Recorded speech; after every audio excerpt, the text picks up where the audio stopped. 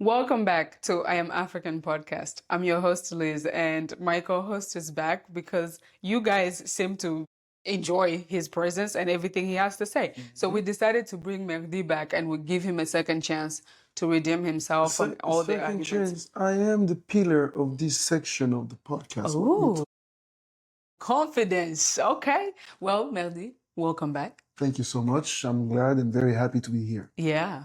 And we are happy to have you here. Thank We you. always like hearing what you have to say. And today we have very, very interesting topic for everyone out there that is watching. And we are talking about the 2026 World Cup. If you have not watched anything that we have posted, we have released, go ahead and watch it because you are missing out on a lot of things. We talked about Africa having 10 countries qualified for the World Cup for the first time.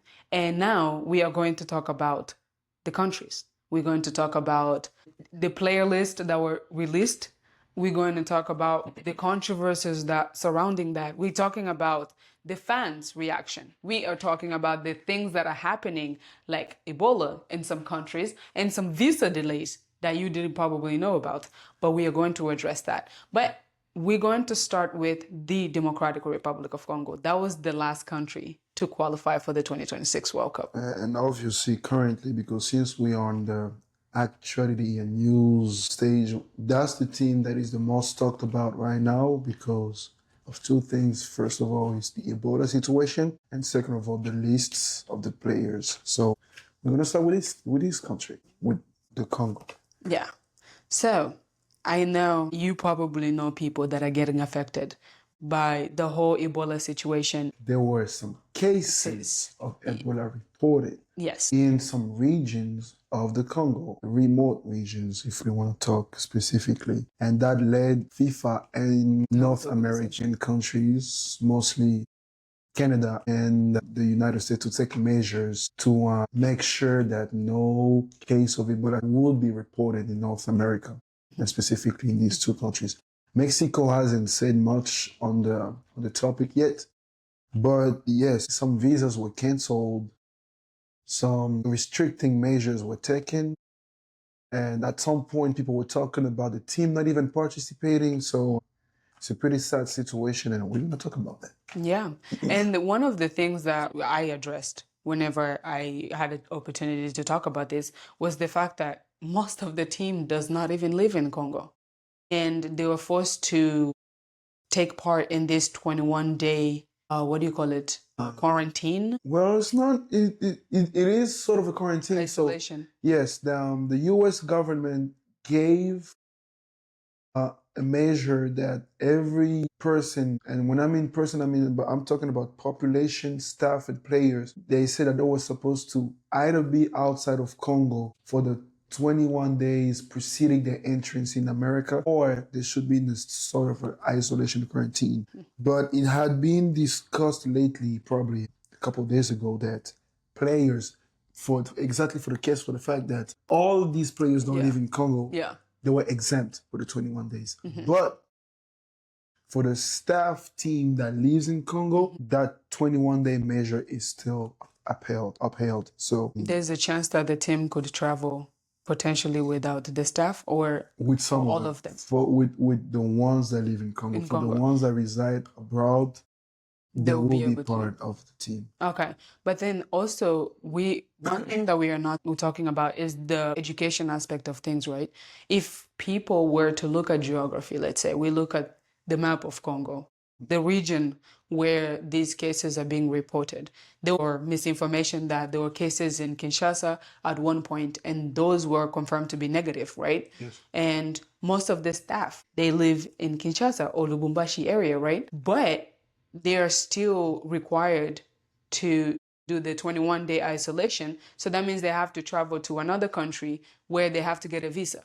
Well, this is true. Well, the problem is beyond education, it's a problem of logistics. Think about that. The US doesn't have access to know who's in that area or not when they receive you at the immigration booth. They will be looking at your passport, you come from Congo. They don't know if you were in that area or not. They don't know if you had been in contact with somebody that was in that area or not. Yeah. So yes, we can say that it's happening in a remote region, but they don't know if you were in that remote region before because they don't have access to your travel history within the country. That's beyond their scope of action and beyond their authority. So it is hard for them to track back where you were when you were inside of Congo.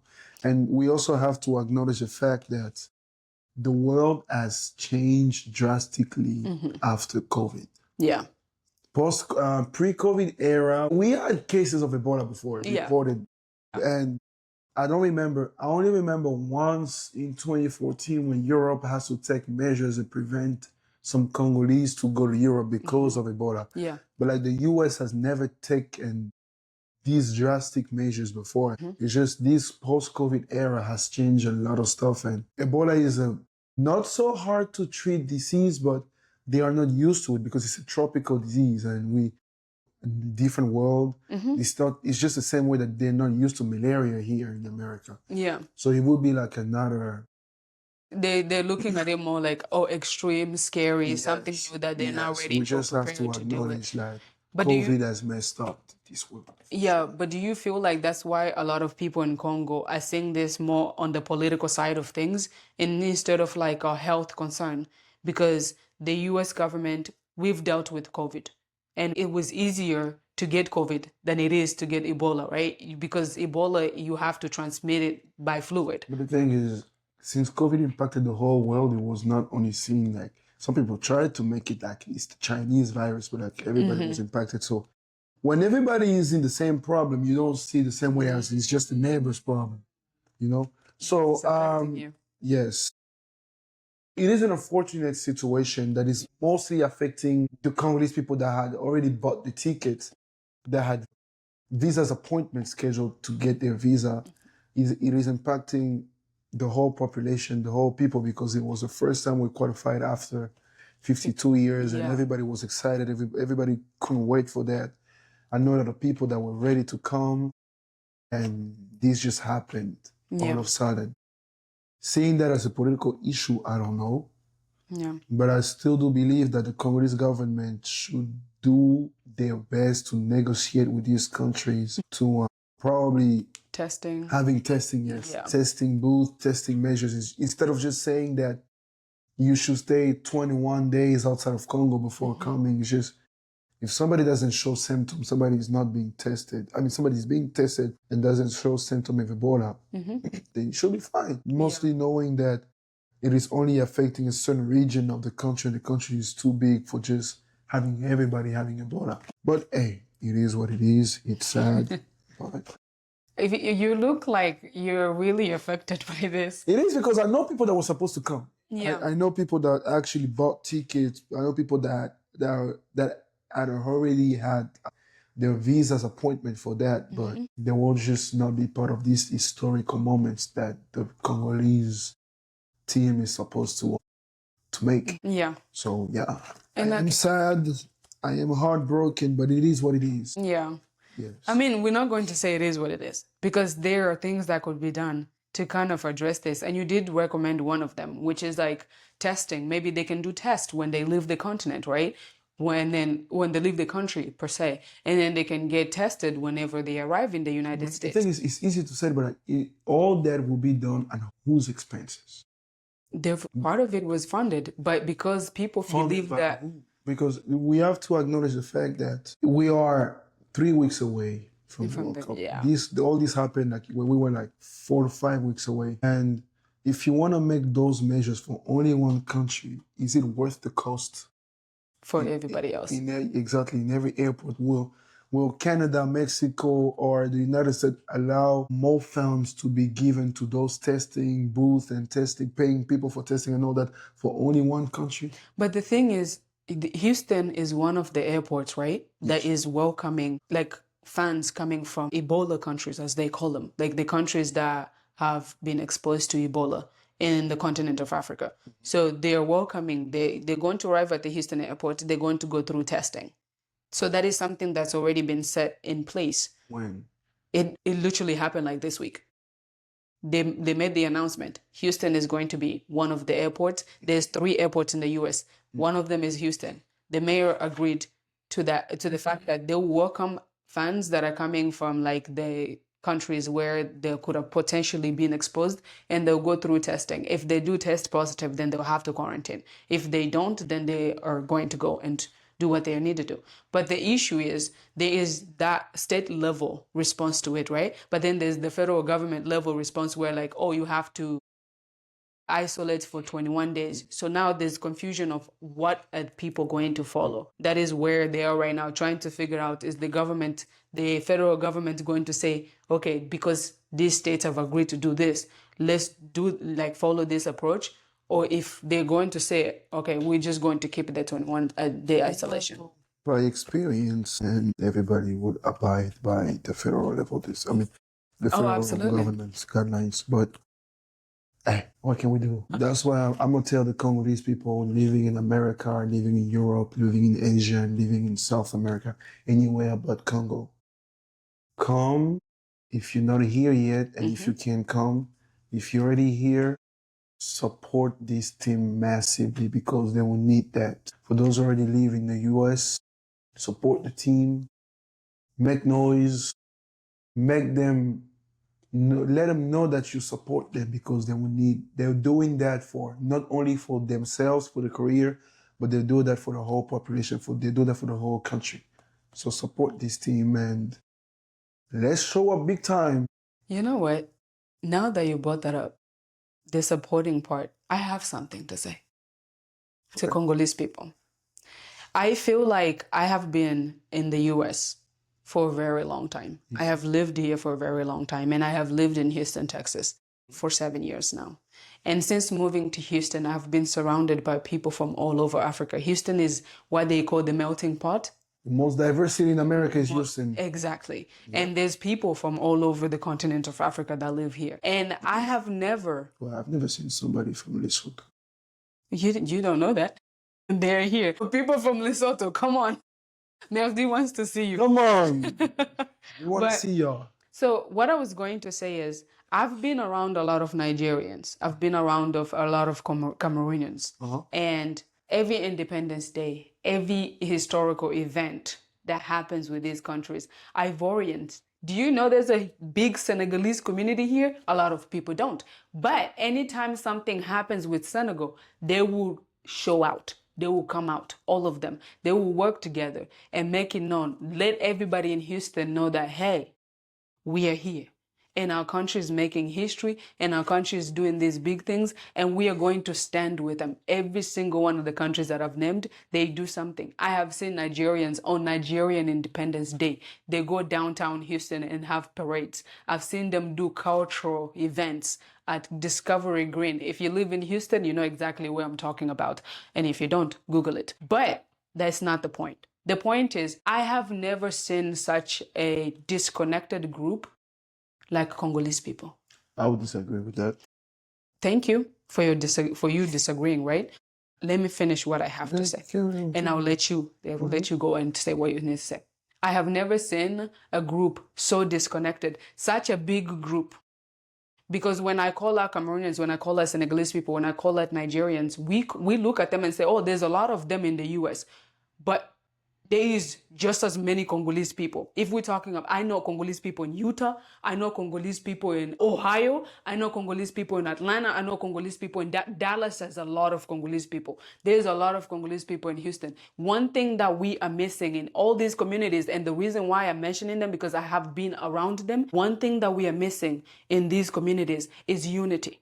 We do not know how to unite. We do not know how to get together and support each other. When somebody opens a business, we don't show up. We'll show up to go and find things to criticize them about. We don't show up and show support.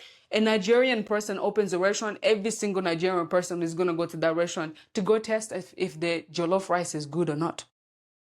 At least they'll go and show up and they'll show out. Congolese people, we don't do that. Somebody will host an event. It's so hard to convince Congolese people to show up to this event. We have our Independence Day coming. In Houston, for example, Atlanta, if you go on social media, Congo is playing in Atlanta. The events that are happening, it just happens to fall on a Congolese Independence Day weekend. When Congo is playing Atlanta, they're playing Uzbekistan. Everybody in Atlanta is talking about something. And these people are the same people that are going to come to Houston to watch Congo play against Portugal. But what did we as the Houston community have to give to these people? Every single time I talk to somebody from Houston, they have no idea what the Houston community is doing for this World Cup or for the independence. We are the Congolese community. And what are we doing for this World Cup? We heard that people are working with the federation. Who are the people? Because we are part of the people in Houston. But some people are working with the Congolese Federation to plan events. Where are these people? What is the status for all the Congolese community in Houston? What do we know is happening? We don't. Somebody posted that they're planning an after party event. But how many people know about that? And this person happens to be Congolese. And this person is a Congolese person that everybody in the Congolese community knows. But nobody is reposting that. Nobody is sharing that. So my problem is the Houston Congolese community, the United States Congolese community. We need to get together. We need to start waking up because our country is making history. We want to be heard. We want people to recognize us. We want people to look at us beyond Ebola. We want people to look at us as human. We wear these bracelets every day walking around here so people can know that Congo does exist. Us Congolese people, we exist. But why can't we ever work together? You still have it? Is it? So the thing is, it's okay for you to call out the Congolese people black. I agree with the fact that you compare the Congolese community in Houston to the Congolese communities in other cities. Yes. Do not compare Congolese community in Houston with other African communities in Houston. For example, use the Nigerians that you talked about. They are 4 times as many as us in Houston. But So the thing is, Houston is the #1 city where you see the most Nigerians in the US. If you look at statistics, the biggest Nigerian concentration in the US is Houston. The biggest concentration of Congolese Houston is far. Is first of all Dallas, Texas, Columbus, Ohio, and maybe Portland, Maine. These are and then you go to Iowa. Atlanta has a big one too. Iowa and Atlanta before you go to Houston. Oh, Charlotte. Charlotte is North Carolina. Exactly. Yeah. So that's where you will see the biggest concentrations of Congolese people. So, and when you compare us to other Africans, we are not even 20,000 Congolese in the US by statistics. Not even 20,000 Congolese. Okay. Nigeria is 4 or maybe 5 times more. Then, so you cannot compare. And yes, it is true, we have a lot of improvement, but like, can you name me 4 people in the Congolese community in Houston? I can name more than 4 people in the Congolese community. On board. Yes, I can actually name more than 4 people in the Congolese community board that we have. So you know there are those who are involved in all that. I know. Okay. A few people that are involved in things. Have you given insight or ideas? Yes, I actually was contacted and gave a lot of recommendation on venue, gave a lot of recommendation on how we should advertise things. I gave a lot of recommendation on how we should go about a lot of those. Okay, I agree that the Congolese community in Houston gotta do better, but like Congolese in general do what they can. For example, every year the DMV community hosts one of the biggest independence party in the country. How many of Houston people go? A lot. I know a lot of people that from Houston. Mostly the one, the party of 2025, which was one of their best parties. Congolese from all over this country went to the DMV area for that. So I went to the Independence Party in Dallas in 2023. Great. I went to one of the one events by the Congolese community in Houston. It was okay. It wasn't bad. I wasn't disappointed. So if we gotta do better, maybe. But have we been so bad? I don't think so. Right now, yes, we expect the Congolese community in Houston to do a lot, but like it's just we are the last country to qualify, and now we were working with government, but now we don't know how it's gonna play out with the whole, because some government officials are not even gonna come with a whole Ebola situation. So we don't know how this is gonna play out. Everything was playing with the government. Now we don't know if we're gonna continue with the government, or the government is gonna let us down. So, and we are 3 weeks away. And also we have to understand something. we live in Houston. We went to see in Houston Stadium for the World Cup. What did you notice about the whole environment right now in the city of Houston regarding the World Cup? It's what I noticed is similar to what I noticed about the Congolese community. Exactly. There's construction going on at the Houston Stadium. On top of construction, you have to understand that, and that's the mood in every country and in every state right now. The World Cup is coming, but the majority of the population doesn't care. That's very Because the US, I am sorry to say that the United States is not a nation of football. It is coming on a very commercial way, but like on passion-wise, we are not. And the people are just like, okay, the World Cup is coming. Do you know what happened? There is this big, I don't want to mention it, there is this big shelter near downtown Houston that now is making people pay to be in the shelter because the World Cup is coming. Yeah. So even when people have like the most charitable organizations are now making people pay because of the World Cup. So the World Cup is just a commercial event. For people to make money. Exactly. So there is no passion. Nothing is going on around the city. We are 3 weeks away from the World Cup. The city is just moving the same. But like in 2014 in Brazil, you could see that the whole country was shaking for the World Cup. 2018 in Russia, same thing. Even Qatar was doing better. South Africa, let's not even talk. South Africa was on point. France, 98. Japan, 2002. Germany, 2006. All these countries were preparing for the World Cup. So it's good to call out the Congolese community. But like, we're just moving the same way as the whole country. No, but that's my issue. That is my issue. We move how people see us. That is my issue. This is the Americanized Congolese you want to talk about. No. I have heard you give excuses after excuses after excuses. I will call all of them excuses. You telling me I'm sitting here comparing Congolese people to, let's say, because you cannot talk about Nigeria. Yes, I can. Nigeria is not playing the World Cup, so you know that they would have done better. The number of damn. Yeah. Why you calling them out like that? You talk about Cameroonians, they're not playing the World Cup either. My issue has nothing What have you heard about Houston Avoyans? Have you heard about them? I haven't. Houston Ghanaians. Ghana is playing the World Cup. They have a big community. I haven't heard about anything Ghana is doing for the World Cup. But you're not part of the community. What's disappointing is that the fact that me and you right here are part of the Congolese community. But you're not part of the Nigerian and Cameroonian communities. I'm around them a lot. I am Ghanaians and I don't hear nothing.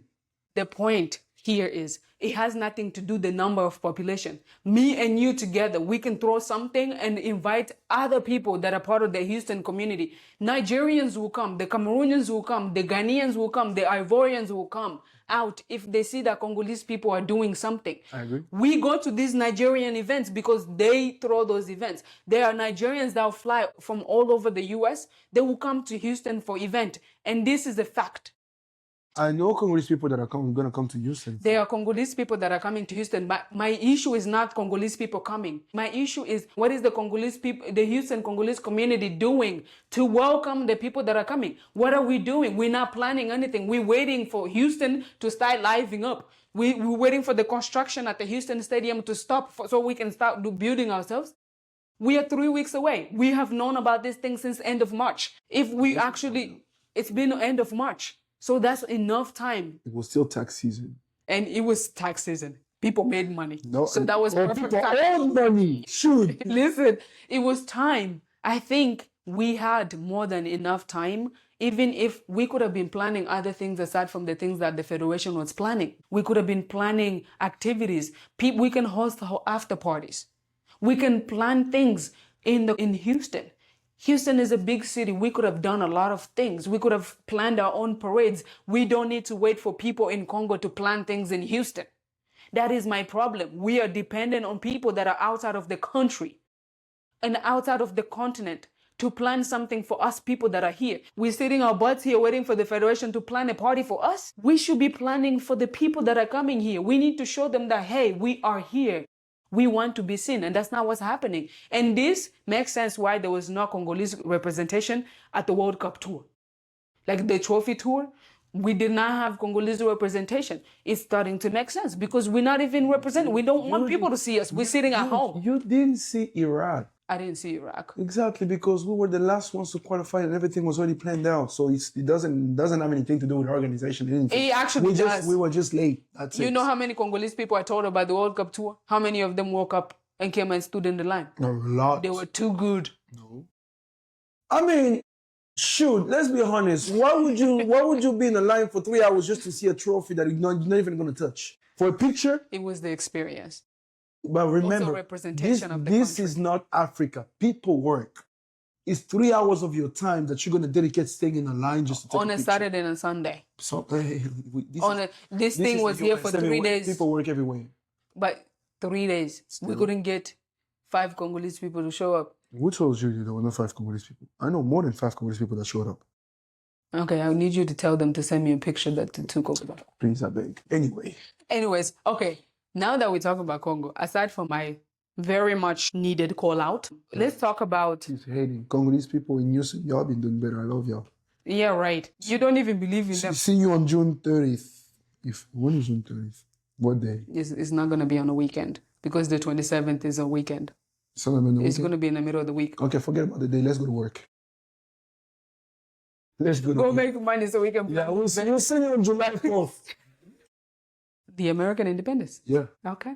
All right. A part of being an African in the diaspora is like you have to blend in. So when everybody's going to celebrate George Washington, John Adams, and all those people that fought for this country on July 4th, we'll be there. Thank you. Okay. Anyways, since we are talking about Congo, I think it's only better for us to add on top of all this controversy that's happening with Ebola and the Houston community not existing or existing and not present. Let's talk about the team because Sebastien Desabre released the list of players that will be part of the World Cup. But he did also mention that there will be an updated list of players that is coming. On June 1st. Today is the 31st of May. Tomorrow. To all the PSG supporters, happy anniversary for the first Champions League, and we won one yesterday, so it's 2 back to back. This is I Am African podcast. I am African and support PSG. That's not how it works. And it's a lot of PSG supporters in Dakar, a lot of PSG supporters in Abidjan. So hi to y'all. Celebrate, keep celebrating. It's 2 back to back. And shout out to the EP2, the executive producer of this podcast that is actually a PSG supporter too. He's literally dressed in all PSG. Yes. Only if you guys could see him. We love him. Let's go. Okay. We have the list of the remaining players coming June 1st for the Congolese team. Some people were disappointed about the first list. We're going to talk about that. Are those disappointed valid or ungrateful? We're going to talk about all that. But what do you think? Some people. You have a lot to say about this list. Who? Yeah, you have a lot to say. But anyways. Let me hear what you have to say first. Listen. This is me. As a former athlete, I'll always lead with that. She played D4. So D4 is funny. Former athlete, I don't even know. It's D4. I play semi-pro rugby. D4. For women. Anyways, so this is what I would have to say. When this list was released, there were a lot of people that were disappointed. I actually was not disappointed because I feel like everyone on that list deserved to be on the list. Did I understand what the general public... Why were they disappointed? Yes, but I do understand why people were disappointed, Can you tell us what was the arguments when they were disappointed? Why were they disappointed? There were arguments about bringing in the young players and bringing in some new players. Or better players in some positions? Young and better players in some positions. There were also this thing about this player is not that good. It's all public opinion, right? But for me, I'm looking at it from like an athlete perspective and also looking to understand the coach, right?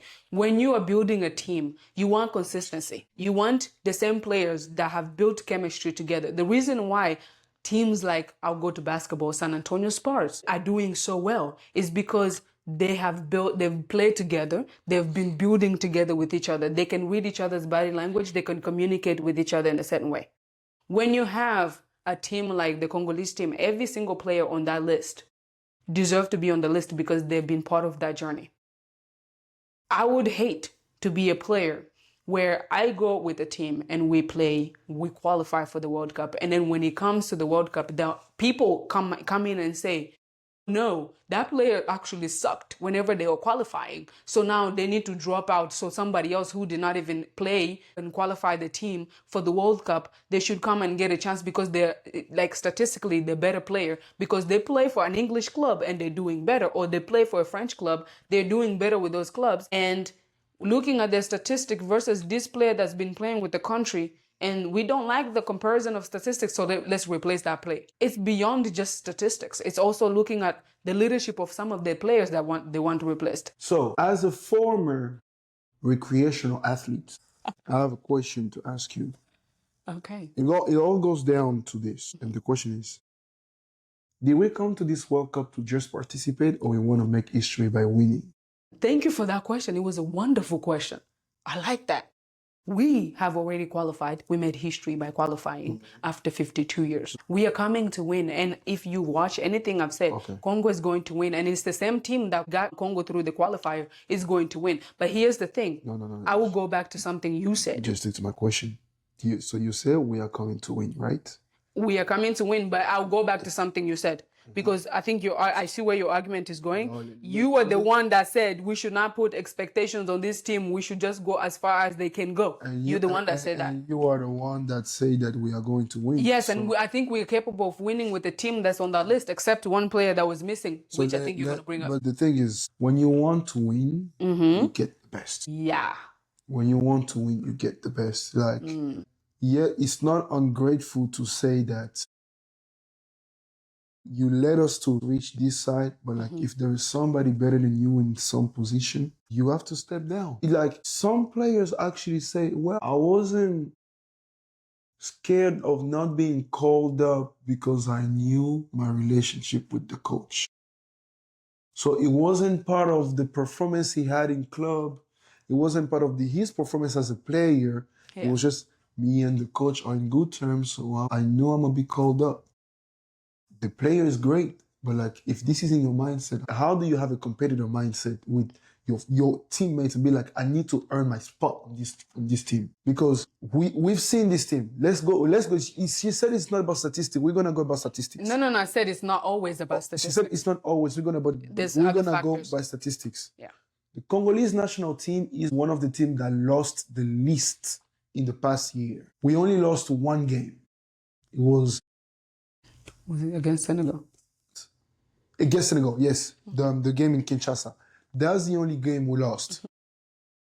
So for all the games we won, how many goals were scored by our attackers? Let's remember Wissa was injured. It's not a problem. Wissa is not the only person in the attack. No, I'm just saying the Congolese team has been known for a very great defense because we only lost one game and we conceded the least amount of goals. The most goals we conceded was 3 goals in one game was against Senegal. Yeah. So we have a great defense. But when it comes to the attack, it is known and it's a secret for nobody that we've been lacking the attack. Correct. So when you have attackers like Pululu, that is one of the best Congolese attackers right now with the statistics, being left out. And some people, I don't want to hear people say that, he only wants to join Congo because Congo qualified. No. Pululu refused Angola 2 years ago to go to Congo. Yeah. He got his Congolese citizenship about 2 years ago. So he's been ready for the national team for the past 2 years. Never been called up. And now we have some underperforming attackers in the team right now that are being called up. And this is our most efficient attacker right now that has not been called up. What does he say about the team? Well, do we want to win or do we just want to congratulate and reward those who got us there? If this is the point, nobody will say anything. If this was the point and the federation would be like, this is historical and we've been there for the first time after 52 years and we want to reward those who got us there, no Congolese will say anything because y'all made it clear from the beginning that You want to congratulate and reward those who got us there.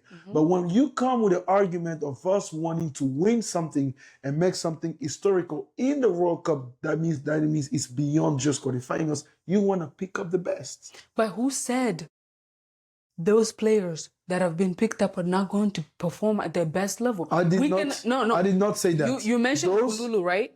Those, that is the only person that was left out that I feel like is justified. I agree. That should be part of the. I agree. And I'm with hoping that. that when we get that June 1st list of players, that he's part of that. I list. agree. I agree. Like the only thing he could also suck. I will not talk about those who chose Congo right after we qualified for the World Cup. Oh yeah, we're not talking. I'm talking about those who chose Congo already a long time ago and that are just performing better than some players in the list right now. So some other Congolese people were arguing that Willy Kambwala should have been in the team instead of Dylan Batubisika, for example. I mean, that doesn't make sense either because of injuries. He was injured, so he did not really play. Yeah. But on the level aspect, he's a better level. He's on a higher level. So could he perform at the World Cup? I don't know. But is Dylan Batubisika presence justified? Yes. He was part of the team during the whole qualification process that started 2 years ago. Yeah. So it is understandable. Yeah. And I'm not shocked. I am not shocked by most of the list. 99% of these players deserve to be in that list. Yeah. My only problem is leaving Pululu out. So who do you think Pululu should replace? Because I also already know. When you said 99%, I already know who that 1% is. What position does Pululu? Who do you think Pululu should replace? He is a 9, right? Yes. We have 3 9s in this team. I know, but I'm saying who should Pululu? That's what aside from I'm getting there. Yeah. Taking aside Yohan Wissa that can play as a winger. Yeah. But also plays at the 9. Yeah. We have 3 9s. Cedric Bakambu, Simon Banza, and Fiston Mayele. Yeah. So who do you think needs to go so Pululu can come on? Any one of these 3 can go. You would rather replace Mayele for Pululu? As a matter of fact, Mayele is the most underperforming of all 3 of them. You know what's funny? And I love Fiston Mayele because it's just we have to put the sentiment aside and know that Fiston Mayele was great. At one point. Last season, he was the best. He won a trophy. He was the best player in the continent. So Fiston Mayele was great. With Pyramid FC, he was great. And he's been great. It's been something lacking since a year now with the national team. It was the same case for Simon Banza, but he's getting better now. So I would keep each one of them when it comes to statistics during this season. Pululu is better. Cedric Bakambu hasn't played much with Betis. And he also has not performed really well in the qualifying process. Exactly. Yeah. So Pululu could be better because he's in a better form. So he could be replacing any one of them. And you would be content? I would be. Okay. But if one has to go, it would be Fiston Mayele currently. But do you know, like when I look at Mayele, right? Mayele has the speed on him.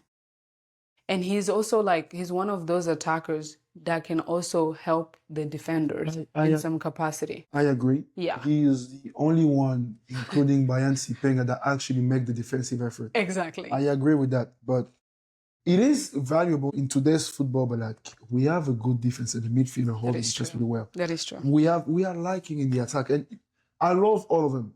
I love Mayele, I love Banza, I love Bakambu, I love all the attack. It's just sometimes when you want to win, you gotta make choices. Yeah. And you feel like Bakambu should stay, Mayele should go. If you were to pick someone right now, who would you take out for Pululu?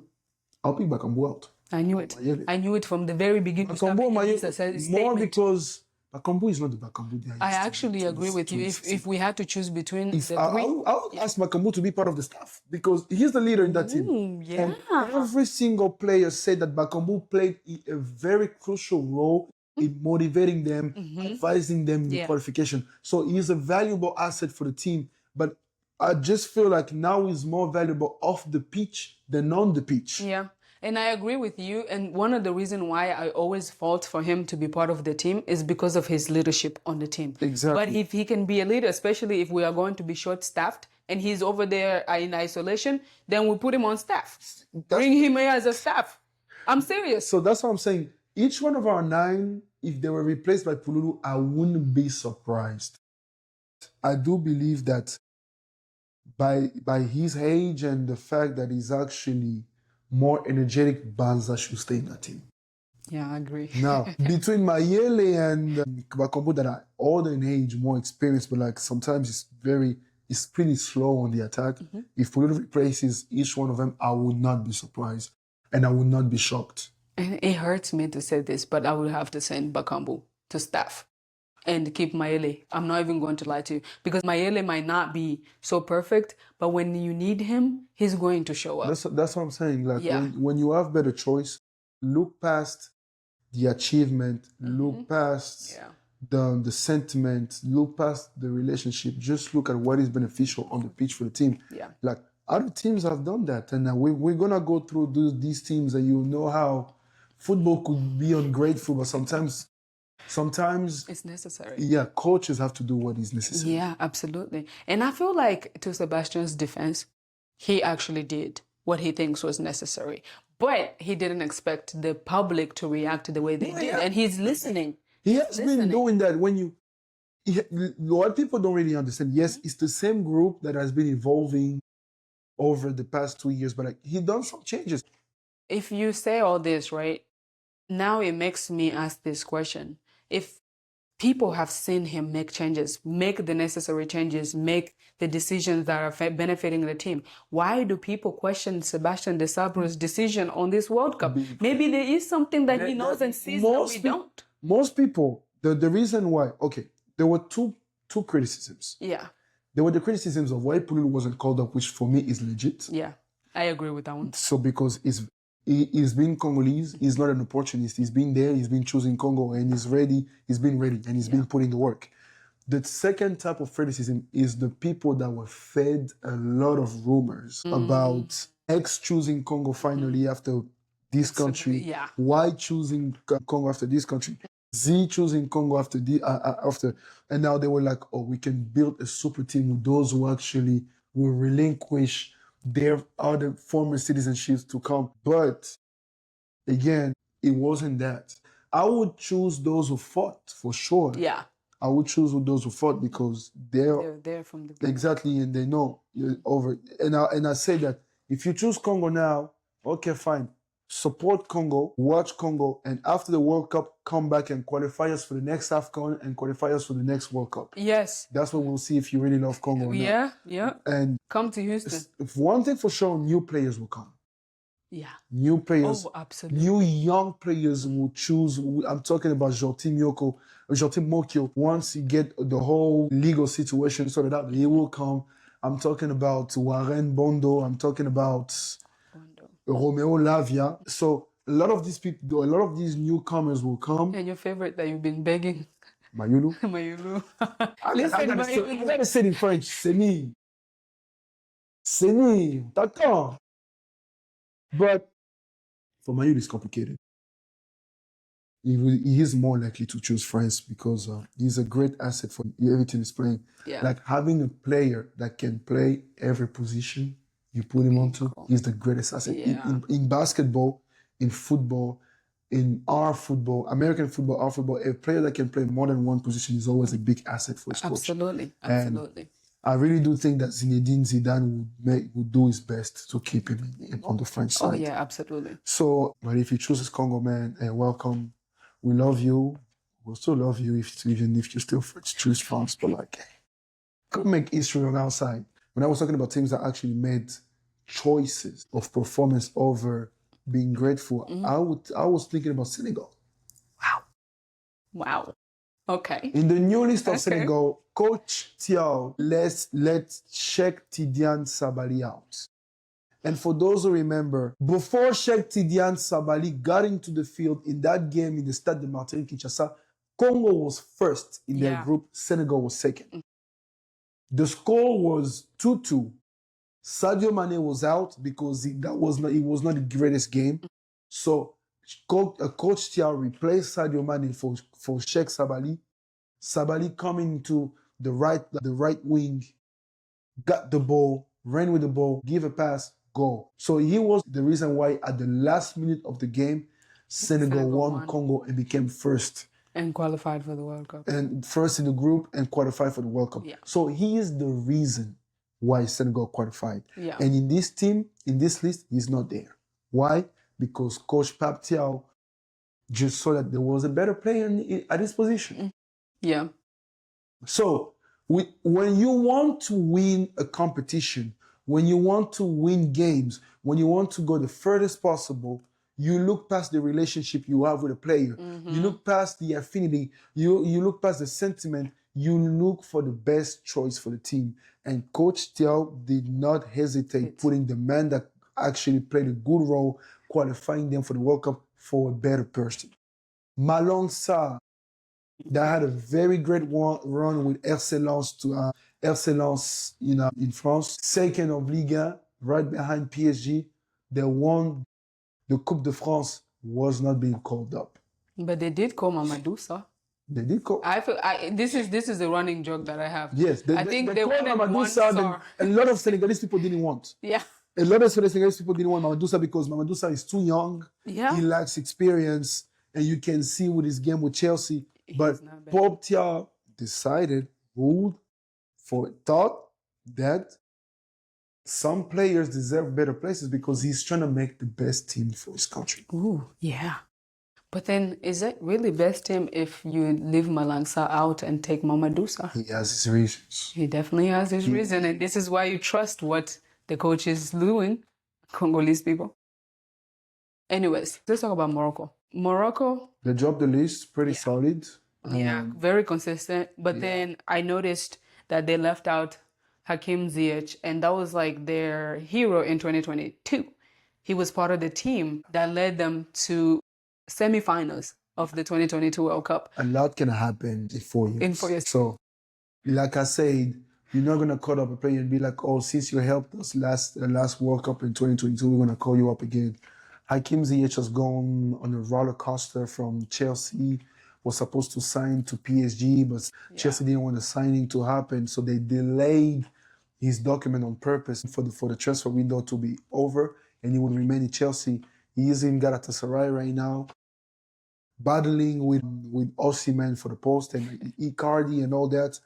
He hasn't been at his very best. Yeah. That's why Coach Walid did not call him up for the World Cup. No, not even the World Cup, for the AFCON. The AFCON, yeah. And now he's being absent. Completely normal. You have to make the best choices. Yeah. And even Ben Seguir even Ilyes Ben Seguir that played, he played the AFCON, had a great run in Monaco, went to Leverkusen, became kind of hard, did not play that much. He played the AFCON, but the coach decided to make better choices. And since Ben Seguir has been underperforming right now, he was left out. And you talk about Sofiane Boufal too. Yeah. Absent. I have an opinion on that. I feel like his absence has to do with the fact that he just likes making political statements, especially the whole this is a victory for Arabs in 2022. It's not a one-time thing. If you say something, you let it out in public on the interview, but again, that means you really believe it. And I'm actually glad that he's not part of the team because I cannot risk him coming here and causing division among Africans. You know the last video that we did, and you said Morocco is the giant of Africa. A lot of people's argument against Morocco being giant of Africa had to do with that statement. Most people were saying they don't even see themselves as Africans. And because of the statement that he made, and I'm glad he's not part of the team. A lot of people in the comment sections say that they are very much Africans when you were talking about Hakimi. So, Sofiane Boufal, I don't think he didn't come because of anything he said 4 years ago. He didn't come because some people are just better than him right now he's at his positions. Exactly. Yeah, man. I've been watching Boufal since I was like, what? Since he used to play for Montpellier. Don't make me feel old. I was like 13 years old. It's time to retire, my man. Anyways. Let's move on. Who else are we going to talk about? You want to talk about Ivory Coast? Yes. Big names absent. I'm going to talk about Sébastien Haller. That's what I was thinking. I don't know how you say it, but... Is he Haller? In the American way. Sebastian Haller. He's absent because... And he played a big part in the qualification, in their victory in 2023 AFCON, beating DRC. We remember that disgusting goal. But hey, he's been absent. He's been battling between health issues and all that. But But the team stay a little bit the consistent. team is good. The team, trust me. Coach Fry made a lot of good choices, calling back Nicolas Pepe. Yes. Eli Wahi is back. He's gonna play his first World Cup. So the team is pretty packed. You have Sebastian Adler that is not there. Jean-Philippe Crasso that is injured. So some names are missing, but in overall, the team is there. It's pretty packed. Yeah. Okay. And we're going to move on to the golden child, Egypt. There's not really much to say about Egypt except the fact that they're going to have Mohamed Salah as the captain. And I feel like he's one of the faces of African football. I mean, yeah, they have the team is there. That's the team that was expected. Trezeguet, that's the team you were expecting, obviously. Yeah, absolutely. And Tunisia. Tunisia. I want to talk about Tunisia because something really funny happened.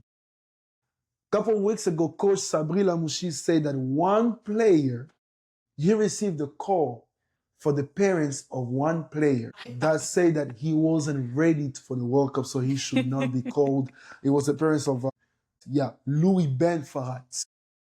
Louis Ben Farhat's parents called Sabri Lamouchi and told him that he's not ready for the World Cup. Yeah. So he brought up a lot of speculations and be like, maybe he's putting a hold on Tunisia because he has a dual citizenship. He's German. So he's probably waiting for Germany to call him on the German team. But like he came on later explained that he had a fracture and he's in recovery. And he just believed that he wasn't 100% for the team. Yeah. And he did not just want to be there and take somebody's spot.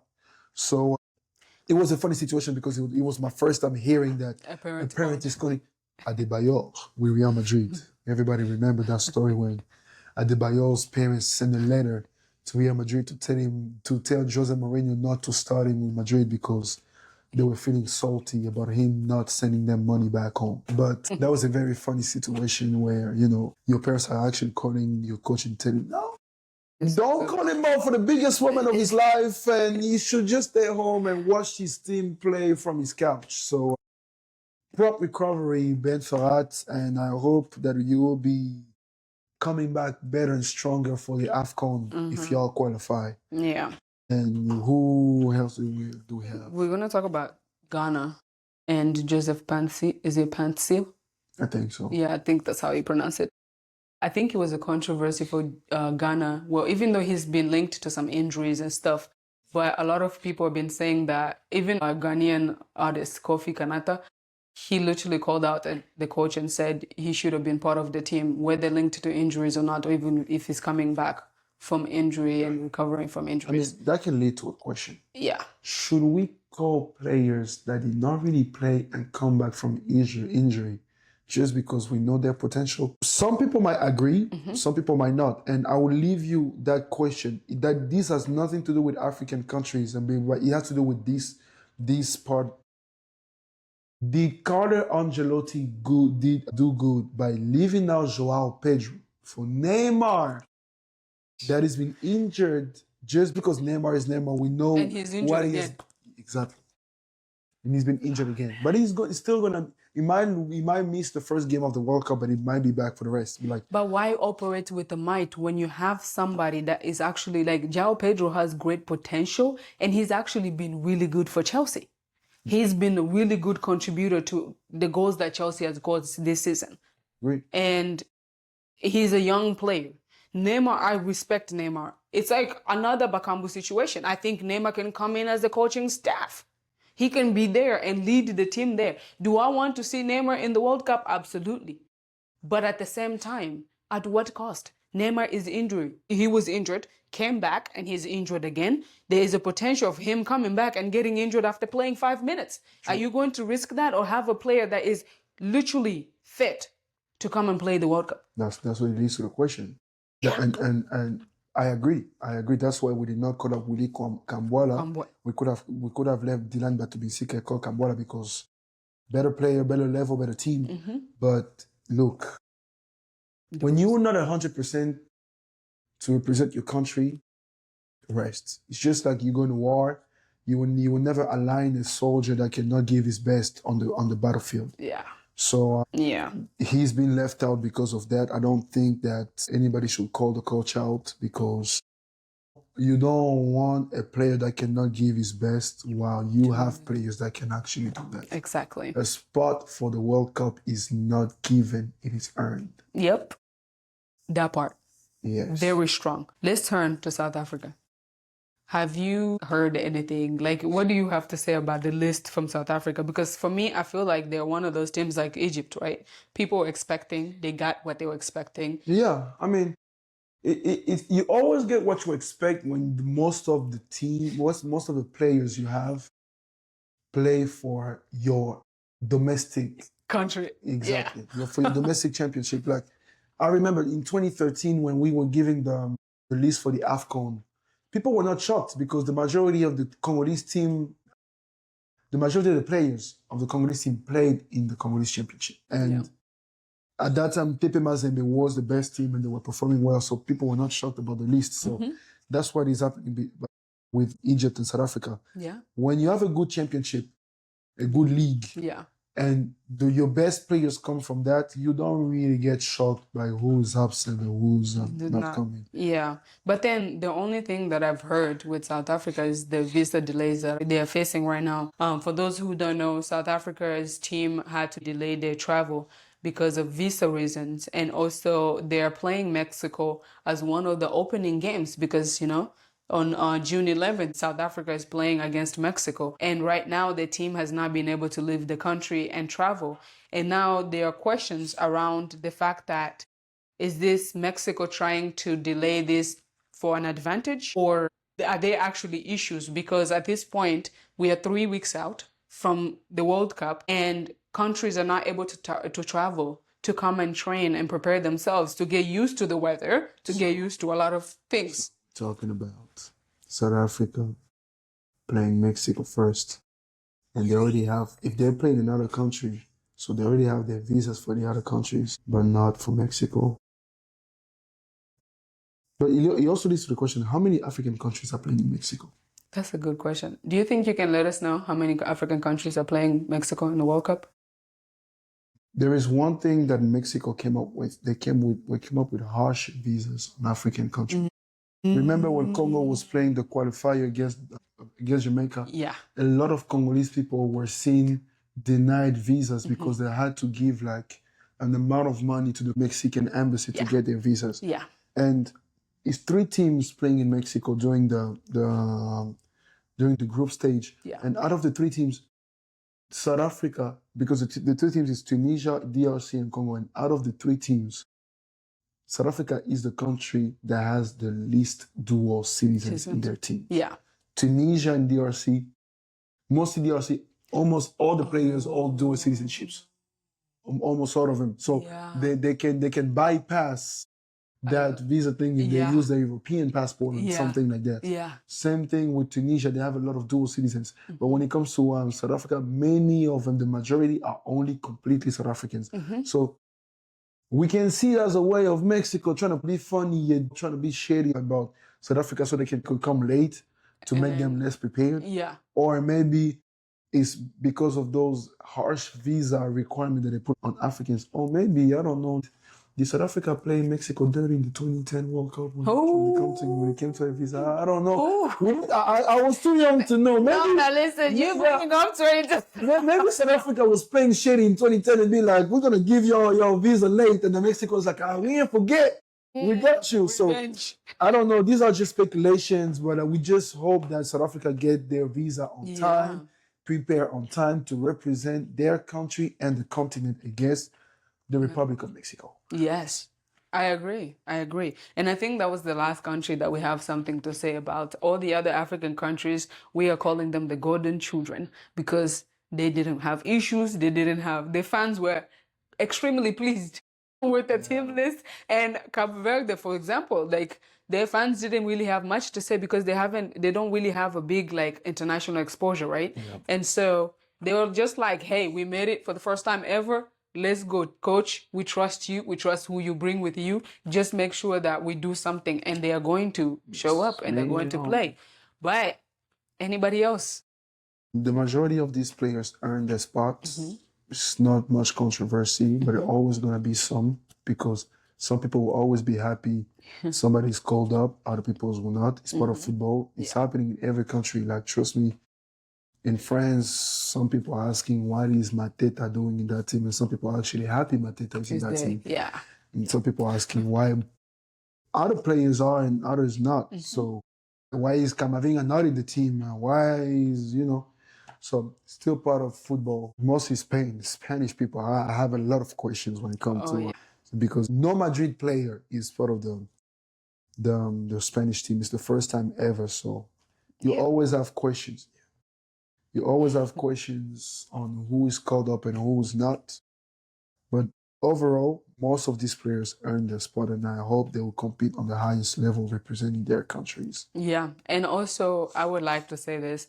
A lot of these players, they are human. We need to remember that. And when you get called up, your family, you excited, and then the public has a different view of it or reaction. Sometimes it can be discouraging. At the end of the day, these are our countries. These are our players. We have to show up. We have to support them. We need to remember sending them death threats is not something that they should be experiencing, because there are people that have been sending some players death threats, threatening them to step down so their favorite players can step up or be called up.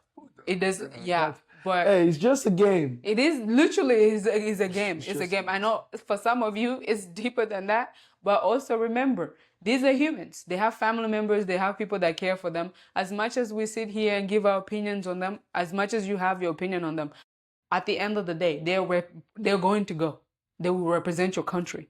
You are either with them or you are against them. But right now, this is the time where you're going to be with your country and you're going to be there supporting them regardless of what is happening, whether you like it or not. Time for you to show up and show out for your country. Yeah, that's all I have to say. Who do you think is going to win the World Cup? I'm rooting for Congo, but maybe I really do see Portugal as the main So before you end, main favorite, and France as the second. So before you end, Congo's first game is against Portugal in Houston, Texas. Great. So you cannot say you see Portugal winning the World Cup because they are playing Congo. Okay. Both teams can qualify. That is very true. Look at that. So you think that game is going to end in a draw? No. I'm rooting for my country. Absolutely. Okay. But on a more realistic level, it is more likely to be a country that has won the World Cup before. That's why I'm putting France and Argentina or Spain. But Portugal showed the most consistency. Yes, they've been the most consistent team right now. Yeah. Okay. We'll see. Right. But anyways, that ends it for us. It's been a long one. It's been a lot of information. It's been a good conversation. Thank you everybody for tuning in. I'm glad I got my co-host back and we go to sit here and talk about this stuff. And to our EP, we appreciate you, and go PSG. And I know. Anyways, thank you so much for tuning in. This is I Am African Podcast. I'm your host, Liz, and my co-host. Since the podcast is called I Am African Podcast, nothing to do with football. It is May 31st, 2026. So we already talked about PSG winning the Champions League the day before, but also the San Antonio Spurs kicked out the Oklahoma City Thunder with some great African players in it. And I'm talking about Bismack Biyombo, the veteran, holding that team down, being the core, being the DJ of the team. So we love you, Bismack. And the dance coach. And also some European players of African descent like Vic, Wemby, we love you. Congo to the core. 2 Congolese blood going to the NBA Finals. Go Spurs. Go Spurs, baby. This is I Am African Podcast. I'm your host, Liz. I will see you next time.